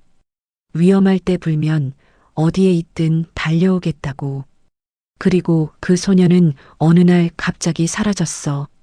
할미는 평생 그 호루라기를 가슴에 품고 살았단다. 비 오는 날이면 무릎을 두드리며 가끔 한숨처럼 흘리시던 그 이야기. 어린 미나에게는 그저 옛날 옛적 동화 같던 그 이야기. 그러나 그 이야기 속의 소년이 지금 자기 앞에 백발의 노신사로 서 있다는 사실을 깨달은 순간 미나의 머릿속은 새하얗게 비어버렸어요. 할머니가 평생 가슴에 품어왔던 50년의 그리움이 지금 살아있는 사람의 모습으로 자기 앞에 나타나 있었던 겁니다. 미나의 두 눈에서도 굵은 눈물이 흘러내리기 시작했어요. 미나는 할머니에게 달려가 그 작은 어깨를 꼭 끌어안았습니다. 할머니의 떨리는 어깨에서 50년이라는 긴 세월의 무게가 고스란히 느껴졌어요. 그동안 할머니가 들려주셨던 그 동화 같은 이야기들이 사실은 누구에게도 말할 수 없었던 한 여인의 평생 그리움이었다는 사실에 미나의 가슴이 한 번 더 무너져 내렸습니다. 같은 시간 도시 한쪽 끝에서는 또 다른 일들이 동시에 벌어지고 있었어요. 검찰청 앞에는 수십 명의 기자가 카메라를 들고 진을 치고 있었습니다. 잠시 후 검은 호송차에서 수갑을 찬 이사장의 모습을 드러냈어요. 카메라 플래시가 사방에서 터지는 가운데 이사장은 고개를 떨군 채 무거운 발걸음을 옮겼습니다. 횡령과 무고죄, 시험지 유출에 의한 업무방해죄까지 여러 혐의가 한꺼번에 적용되어 정식으로 구속 기소되었어요. 같은 날 철민에게도 영구 퇴학 처분이 정식으로 통보되었습니다. 그동안 자행되어 온 성적 조작의 전말이 모두 드러나 사법 처리 절차도 함께 시작되었어요. 평생 누구에게도 굽혀본 적 없던 그 오만한 모습은 어디에도 없었습니다. 그저 어린 한 소년이 자기가 저지른 일의 무게에 짓눌려 어깨를 떨고 있을 뿐이었어요. 다음 날부터 학교는 빠르게 변하기 시작했어요. 준택이 직접 임명한 새로운 임시 이사진이 학교 운영을 맡았습니다. 급식 비리, 입찰 비리, 성적 조작에 가담했던 모든 사람이 정리되었습니다. 그 자리에는 그동안 묵묵히 학생들만 바라보며 일해온 정직한 교사들이 합당한 위치로 올라섰어요. 학교는 비로소 정직한 노력이 정직한 박수를 받는 공간으로 천천히 다시 태어나기 시작했어요. 며칠 뒤 학교 강당에서는 임시조회가 다시 한번 열렸습니다. 단상 위에는 새로 임명된 교장 선생님이 서 있었어요. 그분은 전교생을 향해 또박또박 발표했습니다. 시험지 유출 사건의 진실과 이민아 학생의 결백, 그리고 그동안 보여준 학생의 용기에 대해서요. 강당 한쪽에 서 있던 미나는 그제야 가슴 안쪽에 묵직하게 박혀있던 마지막 응어리가 풀리는 것을 느꼈어요. 조회가 끝난 뒤 한때 미나를 향해 야유를 보냈던 학생들이 한 명씩 다가왔습니다. 고개를 깊이 숙이며 진심 어린 사과를 건넸어요. 미나야, 정말 미안해. 우리가 제대로 알지도 못하면서. 미나는 그저 옅게 웃으며 그 사과들을 받아주었어요. 마음속에는 더 큰 따뜻함이 자리하고 있었기 때문입니다. 한편 그 무렵 미나의 작은 집에는 또 다른 변화가 시작되고 있었어요. 마당의 평상에 나란히 앉은 준택은 정내의 그 부르튼 손을 다시 두 손으로 가만히 맞잡았습니다. 손등에 굳은 핏자국과 갈라진 흔적들을 손가락 끝으로 천천히 어루만졌어요. 그 거친 손등 위로 자기 눈물이 또 한 방울 떨어지자 준택은 떨리는 목소리로 다짐하듯 말했습니다. 정내야, 이제는 좋은 의사 선생님들이 너를 돌볼 거야. 무릎도 고치고 허리도 고치고 너는 그저 편히 쉬기만 해. 알겠지? 정내는 손사래를 치며 말렸지만 준택은 단단한 눈빛으로 고개를 가로저었어요. 50년 동안 자기 없이 그 모진 세월을 견뎌온 사람이었습니다. 이제 단 하루라도 더는 정례를 고생시키고 싶지 않았어요. 평생 누구의 보살핌도 받아본 적 없던 그 거친 손이 이른이 넘어 처음으로 누군가의 따뜻한 손에 감싸지고 있었어요. 그날부터 미나의 낡은 집 앞 골목에는 양복 차림의 수행원들이 조용히 배치되었습니다. 두 사람의 안전을 지키기 위함이었어요. 가난했던 골목에 천천히 온기가 돌기 시작했습니다. 그날 밤 미나는 마루 끝에 앉아 밤하늘을 한참이나 올려다봤어요. 별이 유난히 밝게 빛나는 밤이었습니다. 가슴 깊은 곳에서 따뜻한 무언가가 천천히 차올랐어요. 할머니의 진심이 담긴 그 호루라기 소리가 정말로 할아버지를 불러왔구나. 50년을 한결같이 그리워한 한 사람의 마음이 손녀의 작은 호루라기 소리를 타고 마침내 닿았던 거예요. 미나의 눈에서 따뜻한 눈물 한 방울이 또르르 흘러내렸습니다. 별빛이 그 눈물 위에서 작게 반짝였어요. 50년 만의 재회 이후 세 사람의 인생은 천천히 그러나 깊이 변하기 시작했어요. 준택은 미나를 단순한 자기 목숨의 은인으로만 대하지 않았습니다. 마치 평생 가슴에 묻어두었던 친손녀를 처음 만난 듯 모든 정성을 쏟았어요. 학용품 하나, 옷 한 벌, 신발 한 켤레까지 직접 챙겼습니다. 한참을 그러다가 어색하다는 듯 머리를 극적이면 정례가 곁에서 가만히 미소 지었어요. 가장 먼저 바뀐 것은 살림집이었습니다. 준택의 저택 한쪽, 햇살이 가장 잘 드는 정원 옆에 작고 아담한 별채가 새로 지어졌어요. 너무 크지도 너무 화려하지도 않은, 정례가 어색해하지 않을 만한 그런 따뜻한 한옥풍 별채였습니다. 마당에는 작은 텃밭이 마련되었고 정례가 좋아하던 봉숭아와 곽꽃이 줄지어 심어졌어요. 이사 온 첫날 정례는 마루 끝에 앉아 한참을 마당을 바라봤습니다. 평생 살아본 가장 좋은 집이었어요. 평생 자기 이름으로 지어진 건 단 한 평도 없었던 그녀에게 햇살이 따뜻하게 내려앉는 그 마루는 꿈만 같았습니다. 준태가, 내가 이런 집에 살아도 되는 거니? 정례의 목소리가 흐릿하게 떨렸어요. 준택은 정례의 옆에 가만히 앉았습니다. 정례야, 진작 이래야 했어. 너무 늦어 미안하다. 정례가 건강을 회복하기까지는 시간이 필요했어요. 평생 시장 바닥에 쪼그려 앉아 일했던 무릎이었습니다. 준택은 국내 최고의 의사들에게 정례의 치료를 맡겼어요. 몇 달간의 정성스러운 치료 끝에 정례는 지팡이 없이도 마당을 천천히 거닐 수 있게 되었습니다. 건강이 돌아온 뒤 정례가 가장 먼저 한 일은 부엌에 들어선 것이었어요. 준택을 위해 직접 밥상을 차리고 싶었던 거죠. 시장에서 사온각 캔 봄나물 한 줌, 된장찌개 한 뚝배기, 김치 한 접시. 그것이 전부인 소박한 밥상이었습니다. 그러나 정례는 그 밥상을 정성스럽게 차리고 또 차렸어요. 마치 50년 전 산사나무 아래에서 준택에게 주려고 모았던 그 마음 그대로요.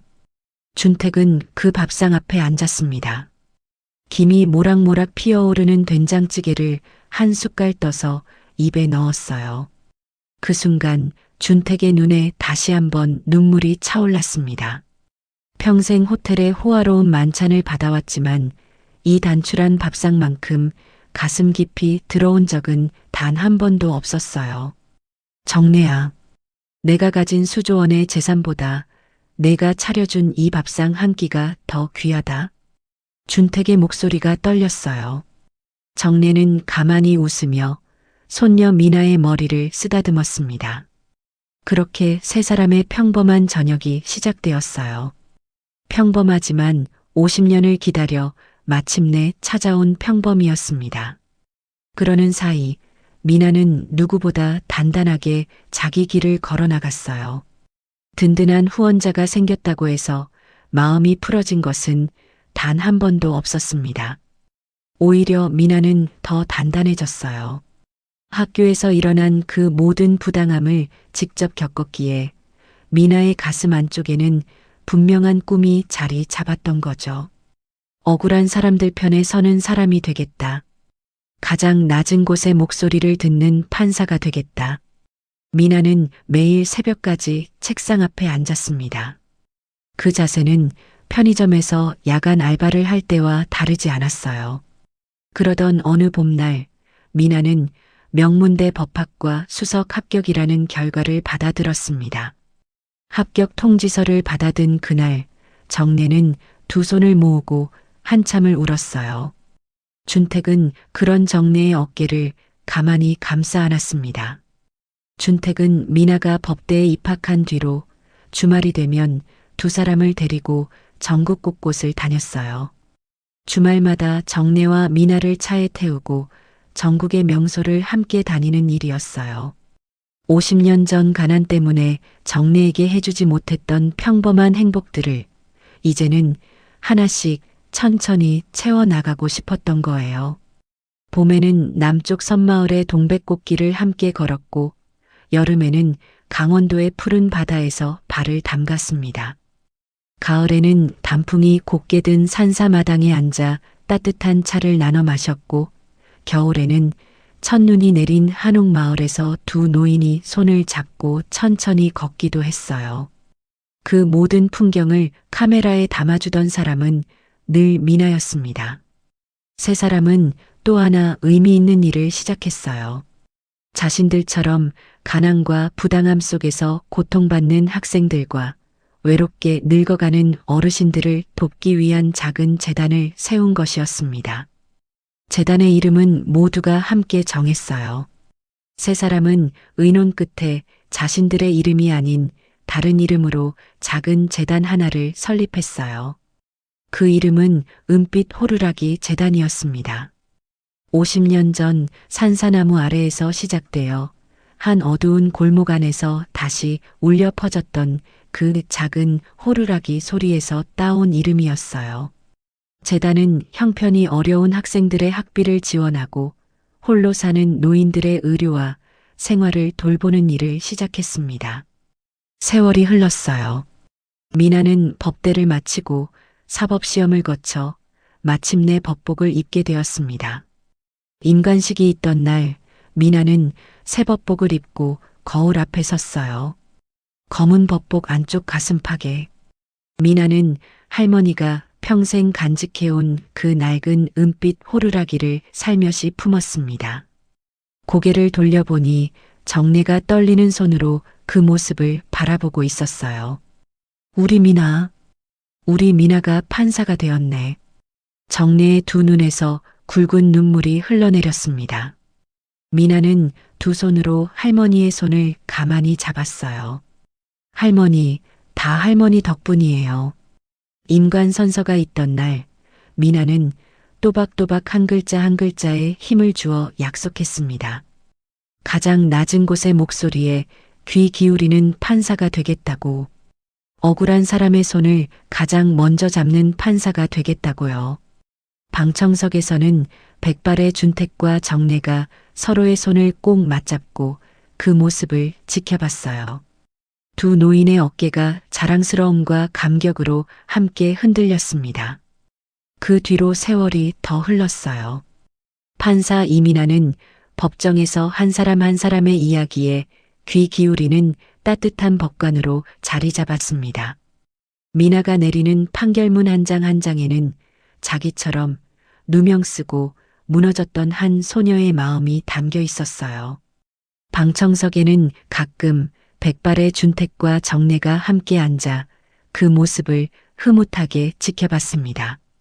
두 노인은 어느덧 손을 꼭 잡은 채 미소 짓는 것이 자연스러운 모습이 되어 있었어요. 법정 휴정 시간. 텅 빈 법대 위에 한 가지 물건이 놓여 있었습니다. 햇살이 창문을 통해 그 위로 비스듬히 떨어졌어요. 작고 낡은 그러나 여전히 은은하게 빛나는 은빛 호루라기 하나.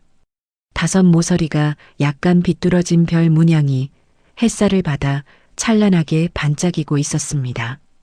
50년 전 한 청년이 사랑하는 사람을 위해 한 획 새겨 넣은 그 별. 한 노인이 평생을 가슴에 품고 견뎌온 그 별. 그리고 한 소녀의 목에 걸려 어둠 속에서 한 사람의 발걸음을 멈춰 세웠던 그 별.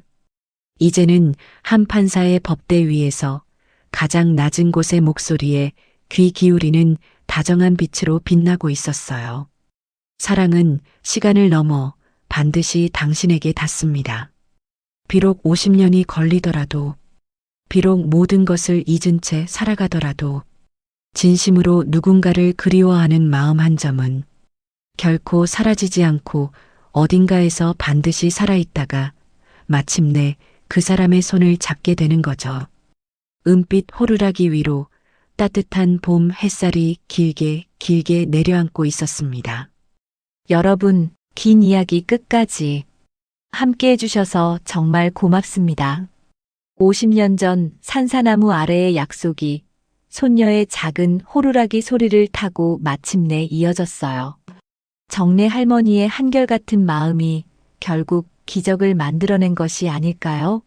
우리 미나의 단단한 용기와 준택 회장님의 늦지 않은 진심까지 세 사람 모두에게 따뜻한 박수를 보내주셨으면 좋겠습니다. 세상이 아무리 차가워도 진심한 점은 결코 사라지지 않습니다. 옳은 일 앞에서 한 발 내딛는 작은 용기가 누군가의 평생을 바꾸기도 하는 법이지요. 오늘 이야기가 가슴에 와닿으셨다면 세 분의 앞날을 응원하는 댓글 한 줄 부탁드릴게요. 여러분의 따뜻한 한마디가 큰 힘이 됩니다. 감사합니다.